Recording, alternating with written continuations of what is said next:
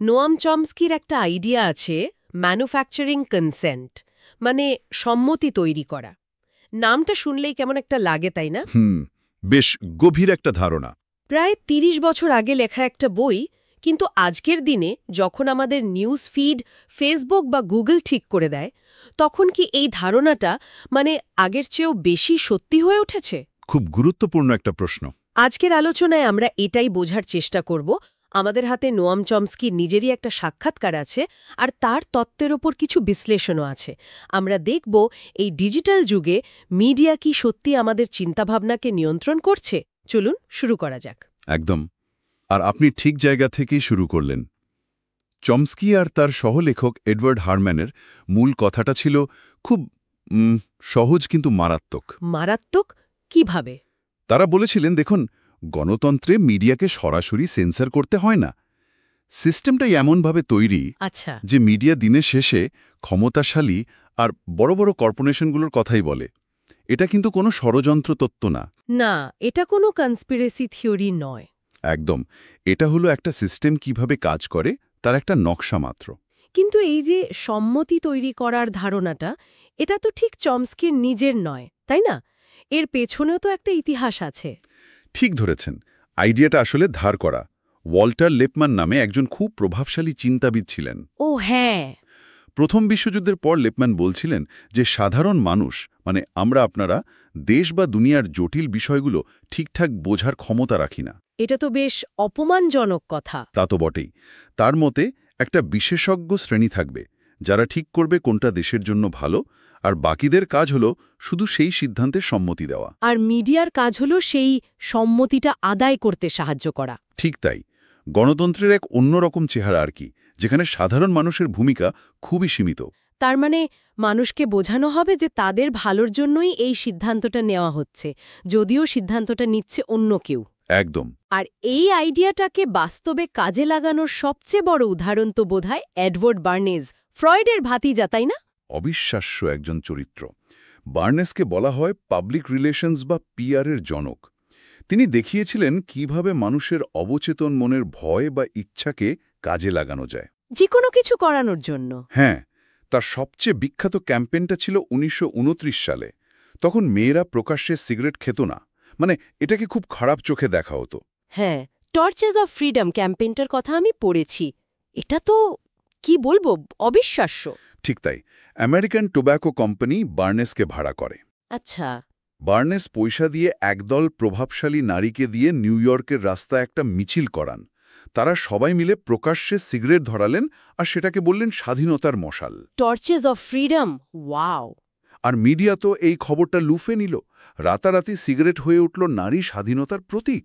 অথচ এর পেছনের আসল উদ্দেশ্য ছিল সিগারেটের বিক্রি বাড়ানো, মানে নারীদের স্বাধীনতা নয়, কোম্পানির লাভ। ঠিক। বার্নেস কর্পোরেট আর রাজনৈতিক প্রচারণার মধ্যেকার দেয়ালটাই ভেঙে দিয়েছিলেন। এটা তো আজকের ইনফ্লুয়েন্সার মার্কেটিংয়ের মতোই শোনাচ্ছে। সো চমস্কি এই প্রক্রিয়াটাকে কিভাবে ব্যাখ্যা করেছেন? নিশ্চয়ই এর কোনো কাঠামো বা ফ্রেমওয়ার্ক আছে। এক্স্যাক্টলি। এখানেই চমস্কির আসল অবদান। তিনি একটা মডেল তৈরি করেছেন যেখানে 5টা ফিল্টারের কথা বলা হয়েছে। 5টা ফিল্টার? হ্যাঁ, এই ফিল্টারগুলো খবরের ওপর চালুনির মতো কাজ করে। খবর আমাদের কাছে পৌঁছনোর আগেই এগুলো তাকে একটা নির্দিষ্ট ছাঁচে ফেলে দেয় আর কি। আচ্ছা, প্রথমটা কি? প্রথম ফিল্টারটা হলো মিডিয়ার মালিকানা। আজকের দিনে মিডিয়া হাউসগুলো তো আর ছোটখাটো প্রতিষ্ঠান নয়। না, একদমই না। এগুলো ডিজনি, কমকাস্ট বা গুগলের মতো বিশাল কর্পোরেশনের অংশ। তাদের মূল লক্ষ্য হল মুনাফা করা, জনসেবা নয়। তার মানে কোনো মিডিয়া হাউস তার নিজের মালিকের অন্য কোনো কোম্পানির বিরুদ্ধে সহজে খবর ছাপাতে চাইবে না। একটা স্বার্থের সংঘাত তৈরি হয়। একদম। এবার আসি দ্বিতীয় ফিল্টারে, বিজ্ঞাপন। আচ্ছা, মানি। হ্যাঁ, মিডিয়ার আয়ের মূল উৎস পাঠক বা দর্শক নয়, বিজ্ঞাপন দাতারা। রাইট। ফলে মিডিয়া এমন কোনো খবর ছাপাতে চায় না যা বিজ্ঞাপন দাতাদের চটাতে পারে। ধরুন, কোনো পত্রিকা যদি গাড়ি দূষণ নিয়ে খুব কড়া একটা রিপোর্ট করে, তাহলে গাড়ির কোম্পানিগুলো কি সেখানে বিজ্ঞাপন দেবে? দেবে না। দেবে না। ফলে খবরের বিষয়বস্তুও পরোক্ষভাবে নিয়ন্ত্রিত হয়ে যায়। এটা তো আজকাল আরও ভয়ঙ্কর রূপ নিয়েছে, এই যে নেটিভ অ্যাডভার্টাইজিং বা স্পন্সর্ড কন্টেন্ট। আপনি একেবারে মোক্ষম পয়েন্টটা ধরেছেন। মাঝে মাঝে তো বোঝাই যায় না কোনটা খবর আর কোনটা বিজ্ঞাপন। পরের বার যখন কোনো নিউজ সাইটে দেখব এই 5টি উপায়ে আপনার আর্থিক ভবিষ্যৎ সুরক্ষিত করুন, তখন হয়তো আগে দেখে নেওয়া উচিত ওটা কোনো ইনভেস্টমেন্ট ফার্ম স্পন্সর করেছে কিনা। ঠিক, একটা গবেষণায় দেখা গেছে প্রায় 60% পাঠক এই পার্থক্যটা ধরতেই পারেন না। অবিশ্বাস্য। তৃতীয় ফিল্টারটা হল তথ্যের উৎস। তথ্যের উৎস মানে সাংবাদিকরা খবর পান কোথা থেকে? হ্যাঁ, বেশিরভাগ সময়েই সরকারি মুখপাত্র, কর্পোরেট প্রেস রিলিজ বা বড় বড় থিঙ্ক ট্যাঙ্কের তথাকথিত বিশেষজ্ঞদের কাছ থেকে।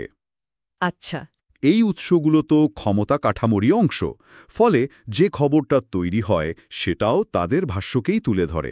কিন্তু সাংবাদিকরা যদি এই ক্ষমতার বৃত্তের বাইরে গিয়ে সত্যিটা খোঁজার চেষ্টা করেন, তখন কি হয়?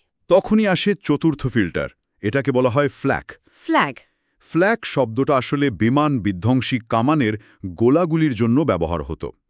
মিডিয়ার ক্ষেত্রেও বিষয়টা একই রকম। যখন কোনো সাংবাদিক ক্ষমতাশালীদের বিরুদ্ধে যায়, তখন তাদের দিকে 4 দিক থেকে সমালোচনার গোলাবর্ষণ করা হয়। যেমন চিঠি লেখা, ফোন করা, মামলা করার হুমকি, সোশ্যাল মিডিয়ায় চরিত্রহনন, সব কিছু। জুলিয়ান অ্যাসাঞ্জ বা এডওয়ার্ড স্নোডেনের যা অবস্থা হয়েছে তা ফ্ল্যাগের চরম উদাহরণ। তার মানে এই চাপের ভয়ে অনেকেই কন্ট্রাভার্সিয়াল বিষয় এড়িয়ে চলে। সিস্টেমটা এমন যে স্রোতের বিরুদ্ধে গেলেই বিপদ। একদম। আর শেষ ফিল্টারটা হলো ভয়। ভয় ছিল কমিউনিজমের ভয়। ও আচ্ছা, এটা না করলে কমিউনিস্টরা সব দখল করে নেবে, এই ধরনের কথা। ঠিক, স্নায়ুযুদ্ধ শেষ হওয়ার পর সেই জায়গা নিল সন্ত্রাসবাদ, ইসলামোফোবিয়া, আর এখন নতুন শত্রু হিসেবে চীন বা রাশিয়াকে দেখানো হচ্ছে। ঠিক, একটা কাল্পনিক বা অতিরঞ্জিত ভয় দেখিয়ে জনগণকে ঐক্যবদ্ধ রাখা হয়, আর সরকারের নীতিগুলোকে প্রশ্ন করার সুযোগ দেওয়া হয় না। এই 5টি ফিল্টার একসাথে মিলে সত্যিই একটা শক্তিশালী ব্যবস্থার ছবি তুলে ধরে। কিন্তু আমার মনে একটা বড় প্রশ্ন আসছে। বলুন। এই মডেলটা তো ইন্টারনেট আসার আগের যুগের। এখন তো পরিস্থিতি পুরো বদলে গেছে। Smartphone, social media, citizen journalism, এগুলোর পর কি এই মডেলটা অচল হয়ে যায়নি? খুব ভালো প্রশ্ন। আর এই প্রশ্নটা চমস্কিকে সরাসরি করা হয়েছিল। তার উত্তরটা খুব ভাবার মতো। কি বলেছেন তিনি? তিনি মানছেন যে ইন্টারনেট অনেক সুযোগ তৈরি করেছে, কিন্তু তার মতে খেলার মূল নিয়মটা বদলায়নি। শুধু খেলোয়াড় বদলেছে? একদম। আগে মিডিয়ার মালিক ছিলেন রুপার্ট মার্ডকের মতো টাইকুনরা। এখন সেই জায়গায় এসেছেন সিলিকন ভ্যালির ল্যারি পেজ বা মার্ক জাকারবার্গ। ক্ষমতার কেন্দ্রটা শুধু এক জায়গা থেকে আরেক জায়গায় সরে গেছে। কিন্তু এটা কি একটু সরলীকরণ হয়ে গেল না? ইউটিউব বা সাবস্ট্যাকের মতো প্ল্যাটফর্মে তো হাজার হাজার স্বাধীন সাংবাদিক তৈরি হচ্ছে। তাদের তো কোনো কর্পোরেট মালিক নেই। চমস্কির যুক্তি হল, গুগল বা ফেসবুকও কিন্তু তাদের বিজনেস মডেলের মাধ্যমে সেই পুরনো ফিল্টারগুলোকেই নতুন করে ব্যবহার করছে। তাদের মডেলটাও তো বিজ্ঞাপনের উপর নির্ভরশীল।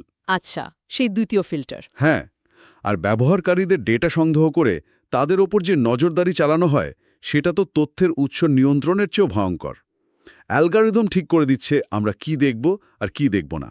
একটা অদৃশ্য সেন্সরশিপের মতো। ঠিক তাই। আর চমস্কি আরেকটা অদ্ভুত জিনিসের দিকে আঙুল তুলেছেন। তিনি বলছেন ইন্টারনেটের যুগে খবরের উৎস আসলে আরও কেন্দ্রীভূত রয়েছে। এটা কিভাবে সম্ভব? তথ্য তো আগের চেয়ে অনেক বেশি সহজলভ্য। তিনি বোস্টন গ্লোব পত্রিকার উদাহরণ দিয়েছেন। 30-40 বছর আগে এই পত্রিকার সারা বিশ্বে নিজস্ব ব্যুরো ছিল। তারা নিজেরা খবর সংগ্রহ করত। আর এখন বেশিরভাগ স্থানীয় সংবাদপত্র হয় বন্ধ হয়ে গেছে, নয়তো তাদের সেই ক্ষমতা নেই। তারা এখন রয়টার্স বা অ্যাসোসিয়েটেড প্রেস এপি এর মতো কয়েকটি বড় সংস্থার উপর নির্ভরশীল। তার মানে খবরের বৈচিত্র্য কমে যাচ্ছে। সারা দুনিয়ার খবর আমরা মাত্র কয়েকটি সংস্থার চোখ দিয়েই দেখছি। একদম। গতে তথ্যের বিস্ফোরণ ঘটলেও খবরের আসল উৎসগুলো আসলে সংকুচিত হয়ে গেছে। এটা সত্যিই ভাবার মতো। কিন্তু একটা পাল্টা যুক্তি আছে। আচ্ছা। দ্য গার্ডিয়ান বা ওয়াশিংটন পোস্টের মতো পত্রিকা যখন এডওয়ার্ড স্নোডেনের মাধ্যমে আমেরিকার এনএসএর গোপন নজরদারির খবর ফাঁস করে, সেটা তো সরাসরি ক্ষমতাশালীদের স্বার্থের বিরুদ্ধে যায়। এটা কি চমস্কির মডেলকে ভুল প্রমাণ করে না? চমস্কি এই সমালোচনার উত্তরে বলেন যে তার মডেলটা একটা প্রথম অনুমান, ফার্স্ট অ্যাপ্রক্সিমেশন। হ্যাঁ, এটা পাথরে খোদাই করা কোনো নিয়ম নয়, বরং একটা প্রবণতা। এর বাইরেও অনেক কিছু কাজ করে, যেমন সংবাদপত্রদের ব্যক্তিগত সততা, সাহস, পেশাদারিত্ব। স্নোডেনের ঘটনাটা তাহলে প্রমাণ করে যে সিস্টেমের ভেতরেও ফাঁকফোকর আছে। অবশ্যই। আর সাহসী সাংবাদিকরা সেই সুযোগটা নিতে পারেন। কিন্তু চমস্কি এখানেও একটা দারুণ পয়েন্ট তুলেছেন। তিনি ভিয়েতনাম যুদ্ধের উদাহরণ দেন। আচ্ছা। সেই সময় অনেক সাংবাদিক যুদ্ধক্ষেত্র থেকে খুব সাহসী আর সৎ প্রতিবেদন পাঠিয়েছিলেন, যা সরকারের দাবির উল্টো ছিল। কিন্তু তারা কেউই যুদ্ধের মূল ভিত্তিটাকে প্রশ্ন করেননি। মানে, আমেরিকা যা করছে তার উদ্দেশ্য মহৎ, এই ধারণার বাইরে তারা যাননি। ও আচ্ছা, তাদের সাহসিকতাও একটা নির্দিষ্ট মতাদর্শিক কাঠামোর মধ্যেই সীমাবদ্ধ ছিল। ঠিক। স্নোডেনের ক্ষেত্রেও মিডিয়া সরকারি নজরদারির খবরটা ছেপেছে, কিন্তু রাষ্ট্রের এই নজরদারি করার অধিকার বা তার মূল ভিত্তি নিয়ে খুব বেশি প্রশ্ন তোলেনি। বেশ, এই পুরো আলোচনা থেকে একটা জিনিস স্পষ্ট, চমস্কি নিজের রাজনৈতিক অবস্থানও বেশ র্যাডিক্যাল। তিনি তো নিজেকে একজন লিবার্টেরিয়ান সোশ্যালিস্ট বলেন। হ্যাঁ, বা নৈরাজ্যবাদী। তার মতে আজকের দিনের মজুরি ভিত্তিক শ্রম ব্যবস্থাটা আসলে এক ধরনের মজুরি দাসত্ব। ওয়েজ স্লেভরি। হ্যাঁ, তিনি চান সমস্ত অর্থনৈতিক প্রতিষ্ঠান, ফ্যাক্টরি বা কর্পোরেশন যেন কর্মীদের আর সমাজের দ্বারা গণতান্ত্রিকভাবে নিয়ন্ত্রিত হয়। আর বাকস্বাধীনতার প্রশ্নে তিনি চরমপন্থী। মানে তিনি এমনকি হলোকাস্ট অস্বীকারীদেরও কথা বলার অধিকারকে সমর্থন করেন। তার যুক্তি হল, খারাপ বা ভুল ধারণার জবাব পাল্টা যুক্তি দিয়ে দিতে হবে, কণ্ঠরোধ করে নয়। ঠিক আছে, এইসব শুনে তো পরিস্থিতিটা বেশ হতাশাজনক মনে হচ্ছে। যদি মিডিয়ার কাঠামোতেই এত সমস্যা থাকে, তাহলে সমাধান কি?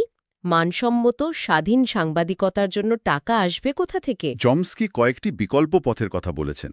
একটা হলো বিবিসির মতো পাবলিক ফান্ডিং বা সরকারি অনুদানের মডেল। কিন্তু সরকারি অনুদান পেলেই তো আবার সরকারের প্রভাব খাটানোর ভয় থাকে, তাই না? এটা একটা বড় চ্যালেঞ্জ, সন্দেহ নেই। তাই চমস্কি অন্যান্য মডেলের কথাও বলেন, যেমন ক্রাউড ফান্ডিং। পাঠকদের সরাসরি সাহায্যে চলা মিডিয়া। একদম। তার মতে যে কোনো উদ্যোগ যা মিডিয়ার মালিকানায় বৈচিত্র্য আনে এবং কর্পোরেট প্রভাব থেকে মুক্ত রাখে, সেটাই ভালো।